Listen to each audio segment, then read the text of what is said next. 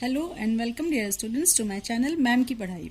Students, today I am going to start fourth chapter in your history, tribal communities. इस chapter में आप लोगों को ट्राइबल लोगों के बारे में पता चलेगा कि वो कैसे थे और ब्रिटिशर जब आए थे तो उस समय उन्होंने किस तरह से रिवोल्ट किया. Let's start the chapter. In pre-British India, tribal people usually inhabited the infertile, hilly and forested regions. Britishers के आने से पहले भारत में जो ट्राइबल यानी कि आदिवासी लोग होते थे वो ऐसी जगहों पर रहते थे जहां पर पहाड़ या जंगल वगैरह होता था. दे survive mainly on hunting and gathering. और वे ज़्यादातर हंटिंग यानी कि शिकार करने और गैदरिंग मीन्स जो भी सामान उनको जंगल में मिलता था उसे इकट्ठा करके वो अपना जीवन यापन करते थे. Some were animal herders and some practice primitive cultivation.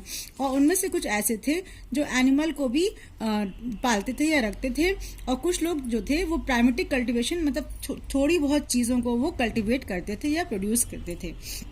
Tribal societies had their own social division and followed their own laws. और जो ट्राइबल सोसाइटीज होती थी उनका अपना ही एक सोशल डिवीजन था यानी उनका अलग ही ढंग से वो रहते थे. And followed their own laws. और अपना उनका एक अलग नियम था उसी को वो पालन करते थे.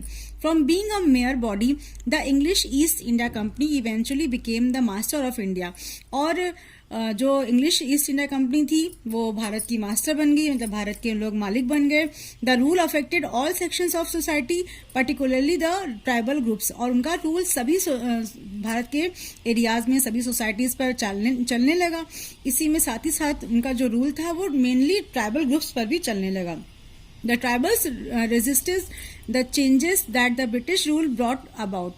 और जो ट्राइबल्स थे उनको ब्रिटिशर्स ने जबरदस्ती ये कोशिश किया कि वो लोग अपने को चेंज करें जैसा कि उनका जो रूल है वो उसको फॉलो करें. Let us read how the tribals lived and how their lives changed under the British.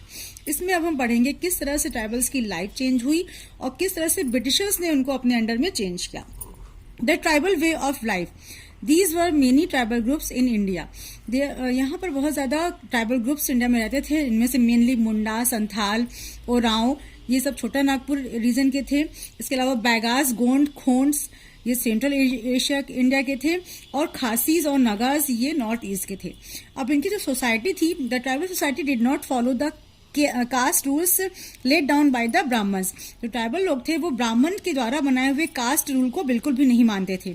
There were more equality among them. उनमें बहुत ज्यादा एकता थी या समानता थी. Land was owned by the whole tribe. और लैंड किसी एक की नहीं होती थी वो सारे मिलकर उसके मालिक होते थे. They had a distinct cultures of their own and they wanted no one to interfere in it. उनकी एक अलग ही एक कल्चर होती थी और वो चाहते थे कि कोई इस पर इंटरफेयर ना करे. Each tribal group had its own custom, rituals and beliefs. और हर ट्राइबल ग्रुप का अपना अपना रीति रिवाज और विश्वास या धार्मिक भावनाएं थी. Economy. The tribals depended in the natural resources of the region they lived in. वो जिस नेचुरल रीजन में रहते थे वो उसी पर ही डिपेंड रहते थे. Some tribe settle down in an area permanently while other had a nomadic lifestyle and move from one place to another. कुछ एक तो एक ही जगह पर परमानेंटली रहते थे लेकिन कुछ ऐसे भी थे जो नोमैडिक मतलब यहाँ वहां घूमकर अपना गुजर बसर करते थे. The tribals were engage in different activities. और जो ये ट्राइबल्स होते थे वो अलग अलग एक्टिविटीज में इंगेज रहते थे.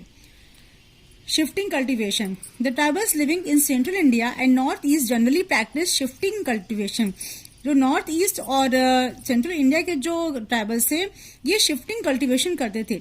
इट इज ऑल्सो कॉल्ड झूम कल्टीवेशन और slash and bird cultivation.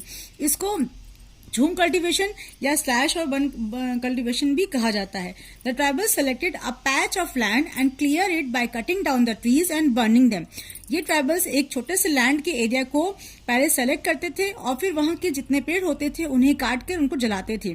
Then they cultivated that land for some years. और फिर वो उसी छोटे से लैंड पर कुछ समय के लिए या कुछ सालों के लिए कल्टीवेशन करते थे मतलब प्रोडक्शन करते थे. When the yield from the land decreased और जब वहां की उपजाऊपन खत्म होता था they abandon it and move to a new area. और तब वो इसको छोड़ के किसी दूसरे एरिया की तरफ बढ़ जाते थे. तो इसी को झूम कल्टीवेशन या शिफ्टिंग कल्टीवेशन कहा जाता था. Herding rearing.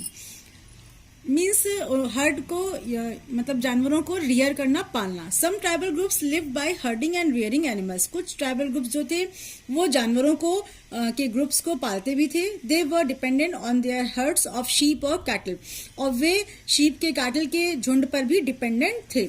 सेटल्ड एग्रीकल्चर, अब वो जो सेटल्ड मतलब बसाया या एग्रीकल्चर को बसाना। With time many tribals settle down permanently at one place, और धीरे धीरे जो ये ट्राइबल्स जो यहाँ वहाँ टहलते थे और जंगलों की चीज़ों को गैदरिंग करके रहते थे, उन्होंने एक जगह पर इकट्ठा सेटल होकर रहना और परमानेंटली वहाँ पर बस कर रहना शुरू कर दिया, और उन्होंने वहाँ पर एग्रीकल्चर स्टार्ट कर दिया। अब आते हैं स्टार्ट मेन हमारे इस टॉपिक पर, tribal revolts. What is tribe? Tribe क्या होती है? The term tribe is usually applied to the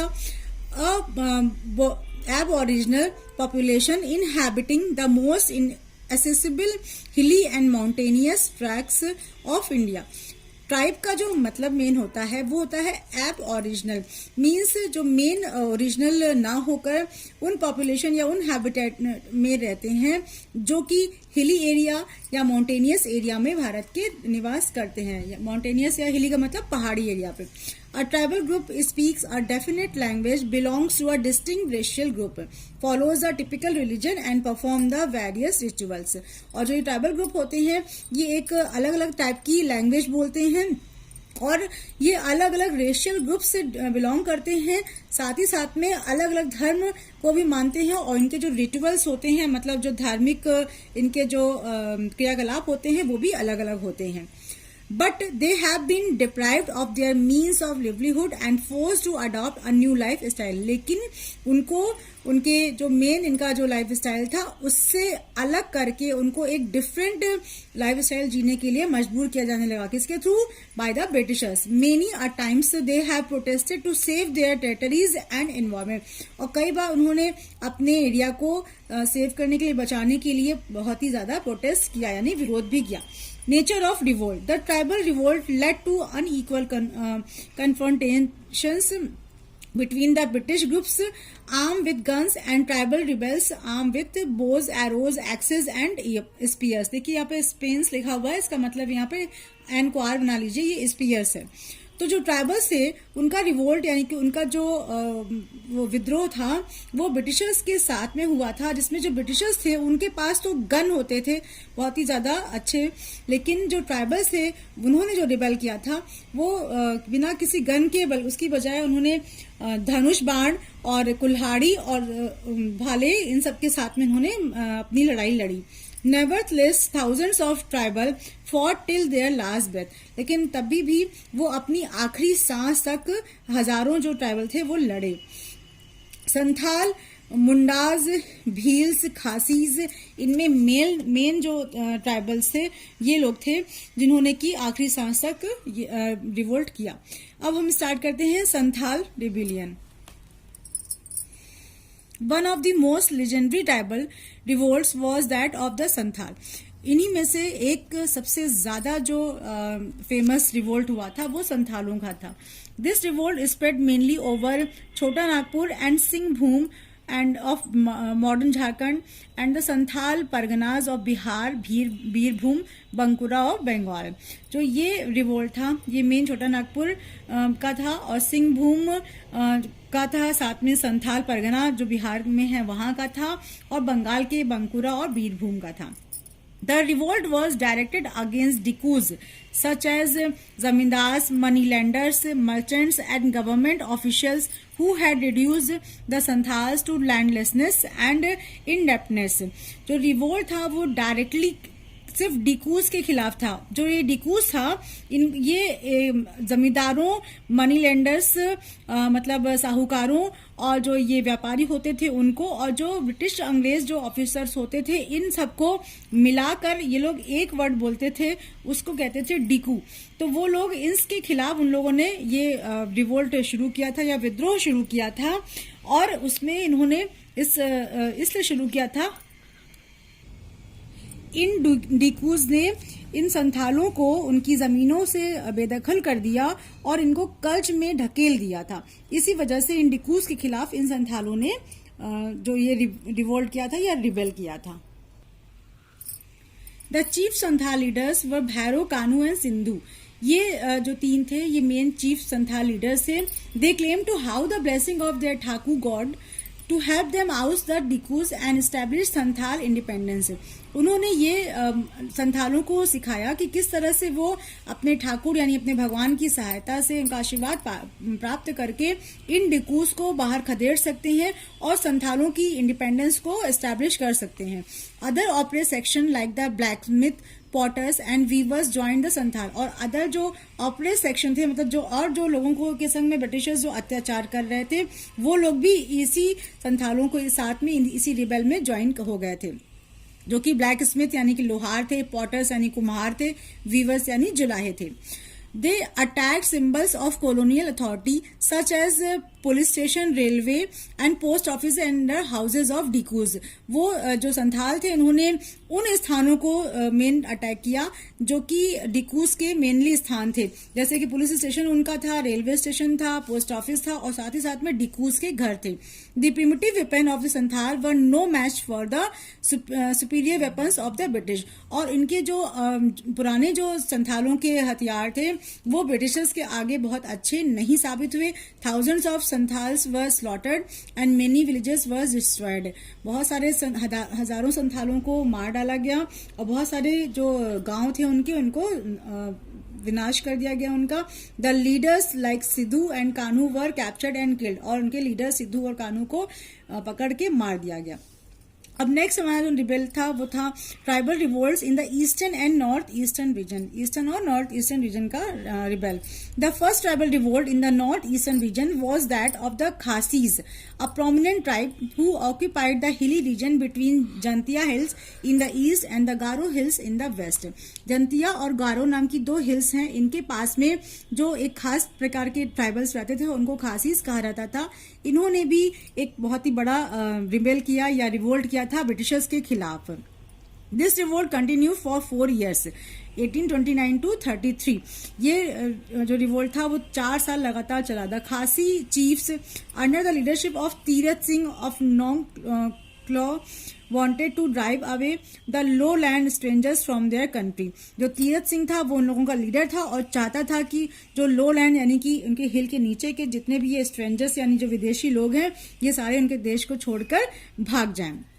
On 5th May 1829, European settlements released the convicts employed in the construction of the road।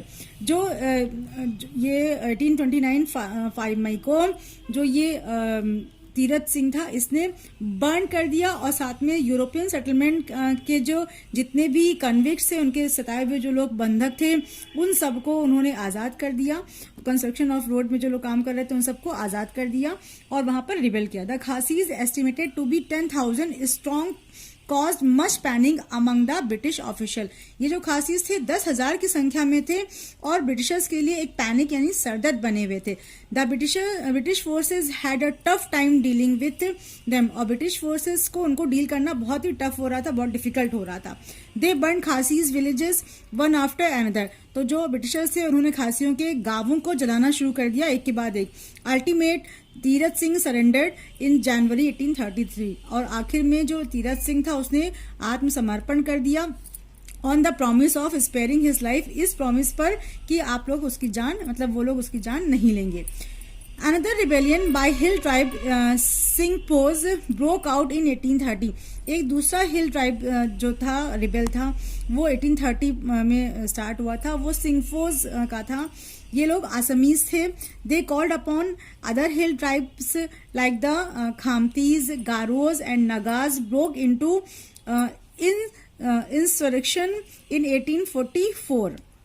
उन्होंने और भी जो हिली ट्राइब्स जो थे जैसे कि खामतीज थे, गारोस थे, नगाज थे, इन सबको उस रिवोल्ट के लिए बुला लिया था 1844 में। They killed the incharge of Dimapur police outpost. और उन्होंने दीमापुर पुलिस के इंचार्ज को मार दिया था। अब एक और साथ में रिबेल हुआ था वो कुकीज का था। The Kukis raise a revolt in 1826 and again in 1847 and 1849। जो कुकीज थे उन्होंने 3 बार अपना रिवोल्ट किया था, एक बार 26 में, एक बार 47 में, एक बार 49 में। तो इस तरह से हमने देखा कि यहाँ पर मेन 3 टाइप के जो ट्राइब्स थे उनका रिवोल्ट रेज हुआ था, जो कि eastern and north eastern region में था। अब हम आते हैं Munda rebellion. The Munda rebellion was one of the most powerful revolts of the late 19th century. Late 19th century में मुंडा रिबेल जो था या विद्रोह था, वो सबसे ज्यादा पावरफुल रिवोल्ट माना जाता है। कंसंट्रेटेड इन द छोटा नागपुर रीजन, और जो ये था मेन छोटा नागपुर एरिया में था। Birsa Munda wanted to bring back the golden age of the Mundas, और बिरसा मुंडा उनका लीडर था और वो चाहता था कि मुंडाज का जो गोल्डन एज यानी कि पुराने जो सुनहरे दिन थे वो लौट कर आए। He wanted to free his people from the oppression of the traders, money lenders, zamindar and the British. और जो बिरसा मुंडा था वो चाहता था कि जितने भी मनी लैंडर्स, ट्रेडर्स और ये जमींदार हैं, ब्रिटिशर्स हैं, इन सब से वो अपने लोगों को जो वो बेचारे उनके आगे बंधक बने हुए हैं या उनके सताए हुए हैं, उनसे वो उन सबको फ्री करा सके। He asked the tribals to forcefully take back the land that the British had taken away from them. उसने अपने ट्राइबल्स लोगों से कहा कि जितने भी ब्रिटिशर्स ने हम सबसे हमारी जमीनों को ले रखा है, हमें फोर्सफुली उनसे वापस छीनना चाहिए या लेना चाहिए। The movement launch by Birsa Munda was also a social movement.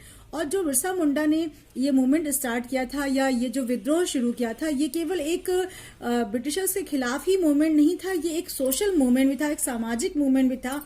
It aim at reforming the tribal society, जिसका लक्ष्य था कि ट्राइबल सोसाइटी है इसको भी रिफॉर्म करना, इसमें भी सुधार करना।